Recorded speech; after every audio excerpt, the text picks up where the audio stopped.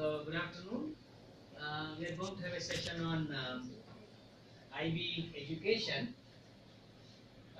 precisely on concurrency of learning. But before going into concurrency of learning, let's look at this world map with different colors.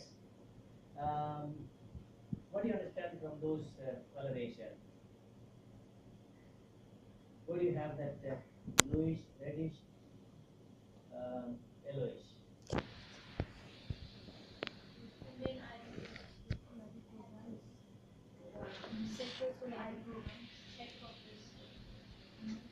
Examination for the examination. Anyone?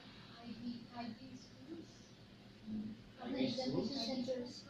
Maybe they are like actually some of them are These are actually three different regional classification areas. That is, if you look at this is Asia Pacific, and this is Africa, Europe, and Middle East. Africa, Europe, and Middle East, and this Americas. So these are three regions, and even when we look at later on the question papers, they are prepared accordingly. It talks about three different regional sectors that IB has. If you look at this, consistency across all the three regions. Okay, this was given, you could have given the answer. So there is consistency. For the sake of administrative purposes, they have this three areas, regional centers. Otherwise, everywhere except the time differences, all the programs offered by IB have consistency across. There is no difference whatsoever, right? And coming back to the topic of a choice, concurrency of learning. So, what could be the proper meaning of concurrency?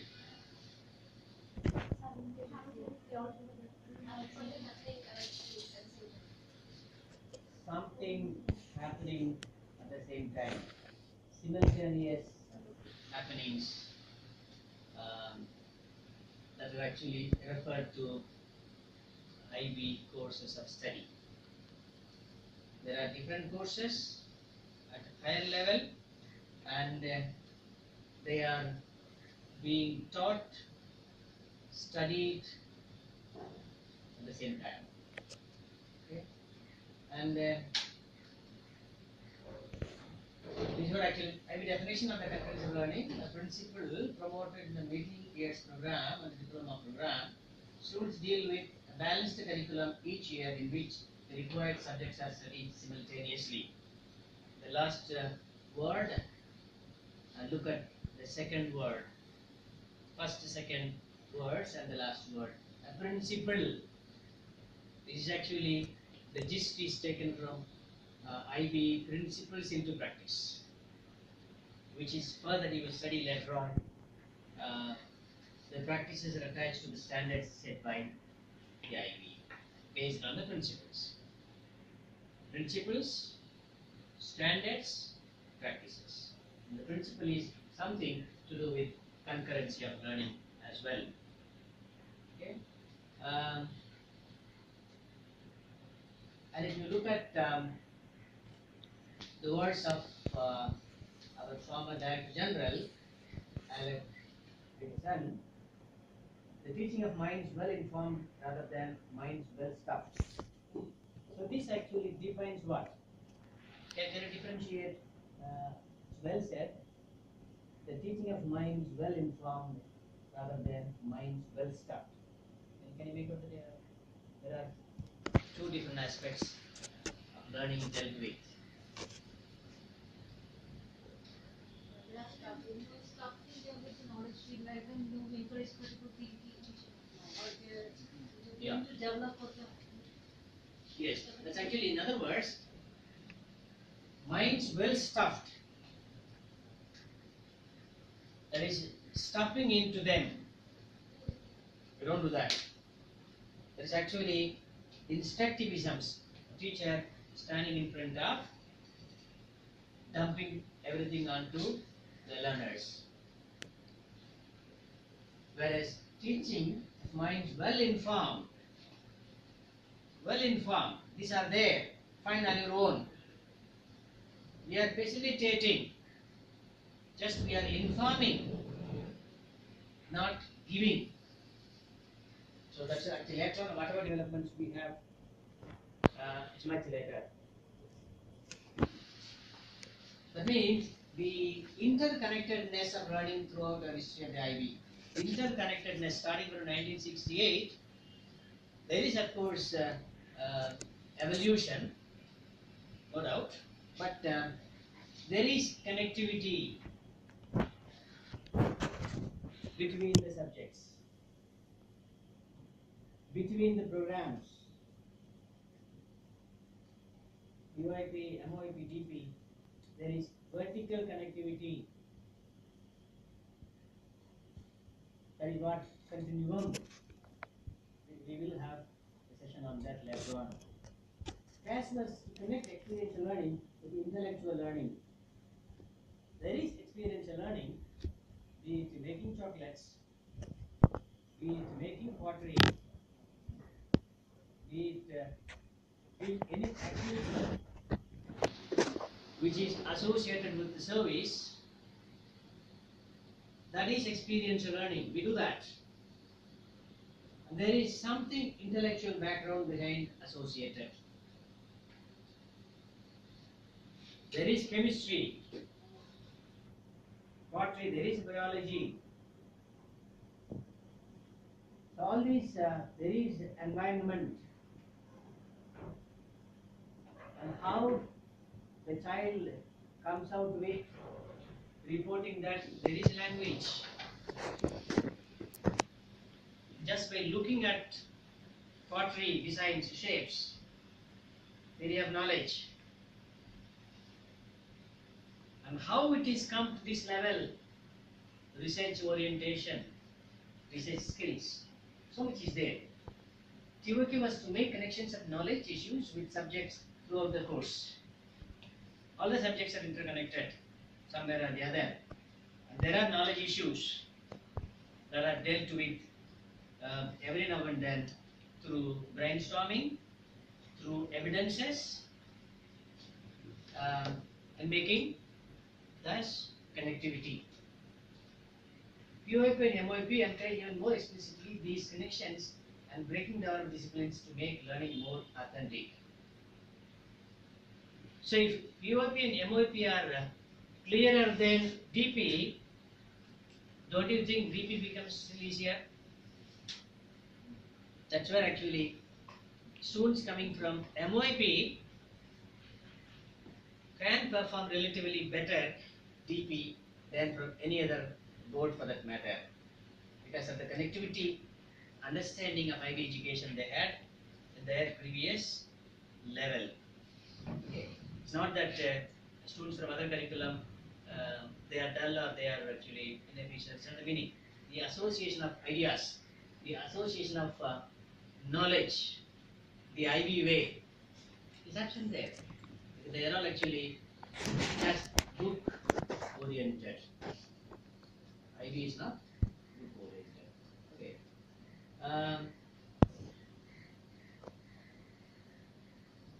To avoid the tendency of national systems where subjects are studied in watertight compartment, this is what actually related to other curricula of the world. Any program for that matter. They are all studied subject based in watertight compartments. That means they don't come out of that. They have to study, be thorough with whatever is there. Nothing more, nothing beyond that. But IB is actually not only beyond the curriculum prescribed, beyond the classroom. You go beyond the classroom. What matters is not the recognition either of facts or of pre-digested interpretations of facts. The development of powers of the mind. The first part deals with non-IB way. That is actually rote learning. Whereas the second part, powers of the mind are ways of thinking that can be applied to new situations. How we can make use of this knowledge elsewhere. That is actually IB. Teaching specific subjects without making clear their context, the broad fundamental structure of equivalent knowledge is uneconomical in several deep senses. Teaching specific subjects without making clear their context. That's what actually other boards do. Why do they study? Except they study for exam, they don't think of anything else. Neither the teacher nor if the teacher is actually teaching this subject for a number of years, at least 5 years, they tend to change the curriculum. So he becomes an expert in that. But he doesn't go out of it. Not that he doesn't want to, he doesn't have to. Okay. Whereas IB is not like that. A subject can be in a shorter space of time, but genuine learning by its very nature is more lengthy process than instruction. So this is again, that's what actually we go outside the classroom, beyond the classroom, beyond the prescribed areas.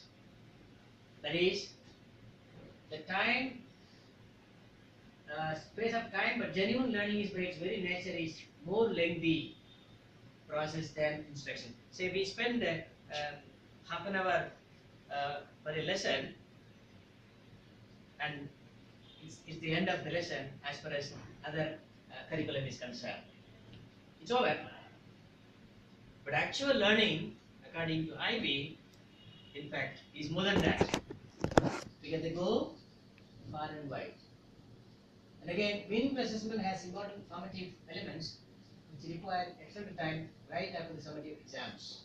This again regarding IB assessment. Because we do different tools to assess.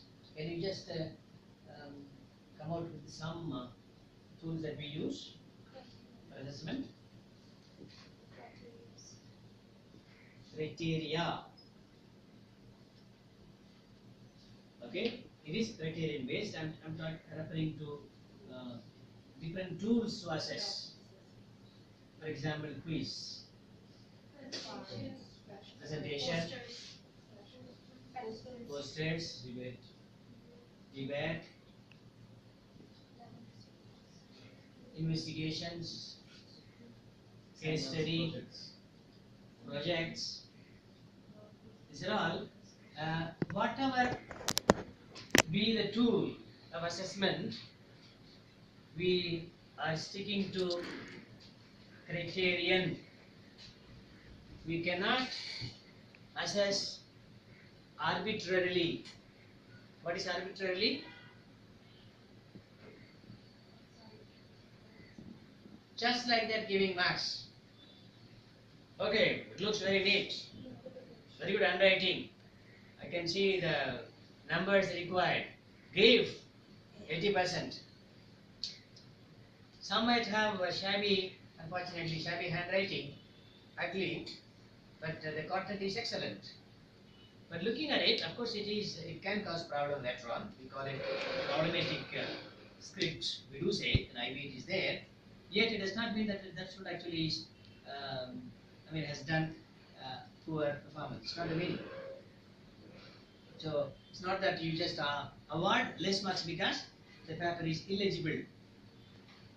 It's not legibility, illegibility. It is the content-oriented, assessment. And of course, whether the child has done as per the criteria set by the IB. Inquiry and research for independent learning. Not the intensive input of knowledge from teachers requires greater patience and maturity of the student. So, inquiry and research for independent learning. So students are motivated into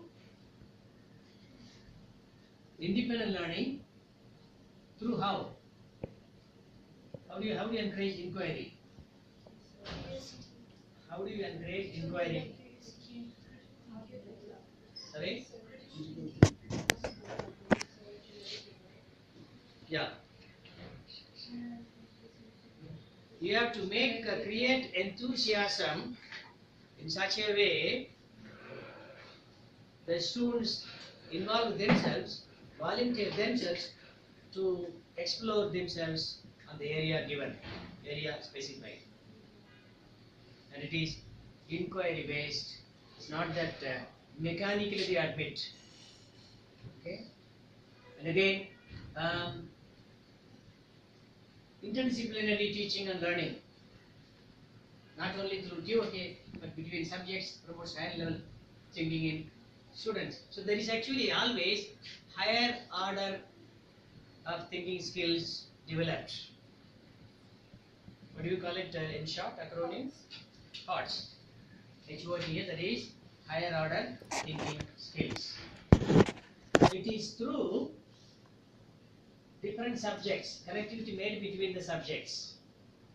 You may be dealing with the chemistry and look at it, how it is implied, connected with the other sciences. How can you connect it with ITGS? Though it may not be directly involved. Maybe the interpretation of the data where you need ITGS. Isn't it? So that way actually the students are taken forward to think much higher. So that they don't become any longer mechanical. Alright? That's interdisciplinary learning. And what about time for reflection between classes? The whole time is vital for profound learning. What is that time for reflection? Retrospective. They become retrospective. Time should be provided. That's what we call time allowance. Not that you teach something today, morning, and afternoon you have assessment on that. Should be there. You should make the children reflect on whatever they have learned before they come for any assessment. Okay. So take a minute to read these statements. We all believe in them. Just look at these. How do you agree or disagree with this?